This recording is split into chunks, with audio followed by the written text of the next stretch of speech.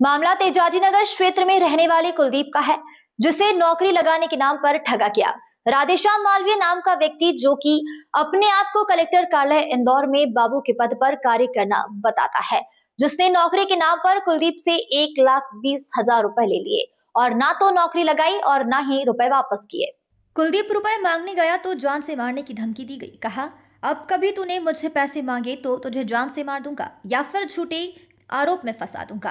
केवल कुलदीप ही नहीं, ऐसे कई गरीब परिवार के लोगों से लाखों रुपए लेकर लोगों के साथ धोखाधड़ी की गई।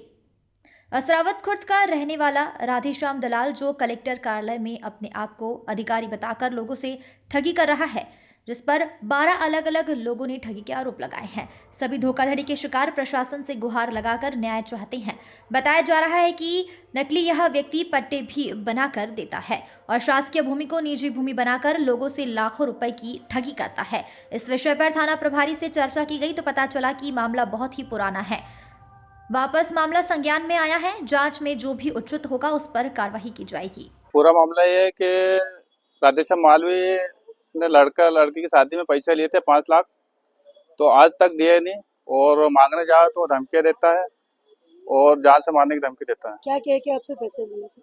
उसने लड़के लड़की की शादी के लिए पैसे लिए थे। ये राधेश्याम मालवीय कौन है? ये बताते हैं बोले कलेक्टर में काम करने वाला है। कितना समय हुआ आपके पैसे लिए थे? 2018 से लिए थे। तो क्या आप पैसे मांगना तो क्या कहा जाए? पैसे मांग के थक गया और एक दिन गया तो बोले, मैं गया तो बोले कि आज के बाद आना मत, तूने बहुत जगह शिकायत कर दी सब दूर, तेरे को जान से मार डालूंगा बोले। आपका नाम क्या है? मेरा धर्मेंद्र मालवीय। आप क्या चाहते हैं? मैं चाहता हूँ शासन से और प्रशासन से कि मेरे साथ तो घटना हुई, बहुत सारे लोगों के साथ भी हुई। मैं न्यूज चैनल देख के, आपके चैनल से जानकारी मिली तो मैं आया कि इनसे सरकार से इनसे पैसे दिला सकते हैं। तो मेरे आपने जो पैसे जो उनको दिए हैं कैसे दिए हैं? कैश दिए थे। हाँ हाँ। इसकी कोई लिखा पढ़ी है आपके? हाँ है। क्या लिखा पढ़ी है इसकी? उसने समझौता भी करा था कि मैं टुकड़े टुकड़े में दूंगा 6-6 महीने 2-2 महीने में, तो उसने किस्तें बनी थी लेकिन नहीं दे पाया और चेक बाउंस हो गए। ये पैसे के लिए आई हूँ मैं। मेरे मामा जी हैं, उन्होंने पैसे ले क्या नाम है रखे। आपके मामा जी का? राधेश्याम। क्या हुआ? राधेश्याम वो मेरे मामा जी हैं। उन्होंने वो कलेक्टर ऑफिस में काम करते हैं, ऐसा कुछ बता रखा है हमको, और उन्होंने बोला था कि नौकरी लगा देंगे। किस तरह की नौकरी लगाने का आपको बोला? उन्होंने यही बोला था कि छोटी मोटी नगर निगम में है, कलेक्टर में कहीं भी जॉब तुम्हारी लग जाएगी। मैंने किसकी नौकरी लगवाने का? मेरे देवर की। क्या नाम पहले है तो आपके देवर का? अर्जुन गहलोत। पहले तो उन्होंने हमारा ही बोला था, लेकिन हमारे पतिदेव पढ़े लिखे नहीं है, देवर पढ़े लिखे हैं, तो बोला कि देवर की लगा देंगे। तो देवर और हमने बातचीत की तो देवर भी राजी हो गए कि कोई बात नहीं, भाभी बोले कि मजदूरी करके दे देंगे, थोड़े थोड़े करके, बोले कि और अपनी नौकरी लग जाएगी। हमने सोचा कि 10-20 हजार 30 हजार की बात होगी तो कर ही देंगे, पर उन्होंने धीरे धीरे करके हमसे 3 लाख रुपए ले लिए। आपने 3 लाख रुपए कैसे दिए? नगद दिए थे या ऑनलाइन? नगद ऑनलाइन नहीं दिए, नगद ही लिए उन्होंने तो हमसे। क्या कहा था आपसे जब आपने उनको पैसे दिए?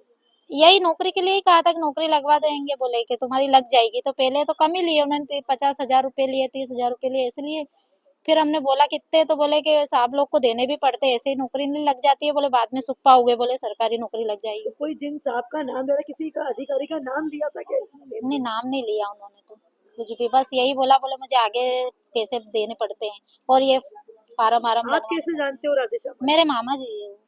आपके सगे मामा जी है? मेरे मामा जी, मेरे जो मम्मी है ना, उनके सगे बड़े पापा का लड़का है। आप क्या चाहते हो?